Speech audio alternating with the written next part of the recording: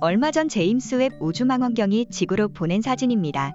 보이지 않을 거리의 먼 천체들이 아름다운 모습으로 한눈에 보이네요. 제임스 웹 우주망원경은 허블 망원경에 이어 우주의 비밀을 풀기 위해 우주로 보내진 망원경인데요. 이러한 망원경은 어떻게 멀리 있는 물체를 가까이 있는 것처럼 보여주는 걸까요? 부산과학체험관의 투명 천체 망원경을 통해 알아봅시다. 먼저 전시물을 살펴보겠습니다. 전시물은 크게 두 가지 종류의 망원경이 있는데요. 케플러식 굴절 망원경과 뉴턴식 반사 망원경이 있습니다. 망원경이 바라보는 곳엔 태양계 그림이 걸려 있네요. 각 망원경으로 상을 관찰해 봅시다. 먼저 굴절 망원경의 저반 렌즈 쪽에 눈을 가져다 대고 초점 조절 나사를 돌려가며 선명한 상이 생기도록 살펴봅니다. 상이 어떤 모습으로 보이는지도 기억해 주세요. 다음으로 반사 망원경입니다. 반사 망원경의 경우 굴절 망원경과는 달리 경통 옆면에 저반 렌즈가 있네요. 마찬가지로 저반 렌즈에 눈을 대고 초점 조절 나사를 돌려가며 선명한 상이 생기도록 살펴봅니다. 상이 어떤 모습으로 보이나요?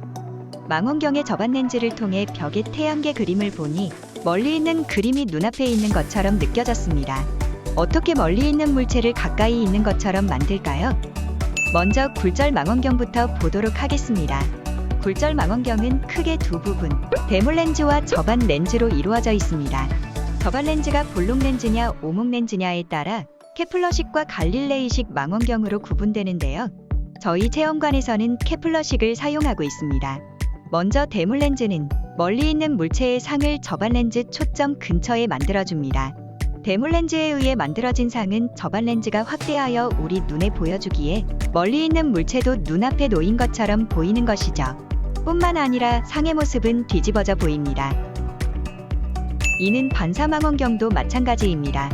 주경에서 반사된 빛은 부경으로 불리는 거울에 반사되어 경통 측면의 저반 렌즈 초점거리 부근의 상을 만듭니다. 이 상은 저반 렌즈를 통해 확대되어 우리 눈에 들어오게 되는 것이죠.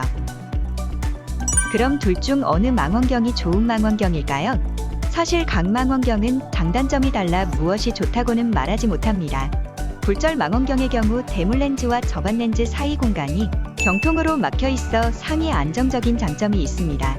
하지만 렌즈에서의 굴절을 이용하다 보니 커다란 렌즈를 만들기가 어렵고 마치 프리즘의 분광이 일어났던 것처럼 파장마다 굴절률이 달라 초점이 한 곳에 모이지 않는 색수차도 발생하는 문제가 있습니다.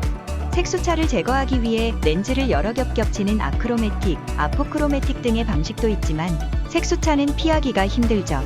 다음으로 반사 망원경은 거울을 이용하다 보니 굴절 망원경에 비해 훨씬 큰 구경의 망원경으로 만들 수 있습니다. 또한 굴절이 아닌 반사를 이용하다 보니 색수차 역시 없앨 수가 있죠. 하지만 반사 망원경 경통은 내부가 막혀 있지 않은 만큼 상의 안정성이 떨어지고 주경이 포물면을 사용하다 보니 비스듬하게 들어온 빛에 대해선 초점이 제대로 맺히지 않는 문제도 발생합니다. 어느 망원경이 좋은지는 활용 용도에 따라 달라질 것 같네요. 여러분, 그렇다면 이런 망원경을 처음 발명한 사람은 누굴까요? 흔히 갈릴레오 갈릴레이를 떠올리겠지만 갈릴레이는 망원경을 발명한 사람은 아니었습니다. 네덜란드의 광학자 한스 얀센 혹은 리퍼세이가 처음 발명했다고 추정하고 있죠. 그렇다면 왜 망원경 하면 갈릴레이가 떠오를까요? 바로 처음 망원경으로 하늘을 본 사람이기 때문일 겁니다.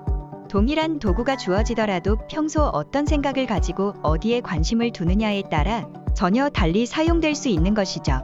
여러분도 마찬가지입니다. 과학에 대한 호기심과 열정만 있다면 우리도 누구든지 갈릴레이가 될 수 있을 겁니다. 지금까지 2층 빈 영역의 투명 천체 망원경을 살펴보았습니다. 감사합니다.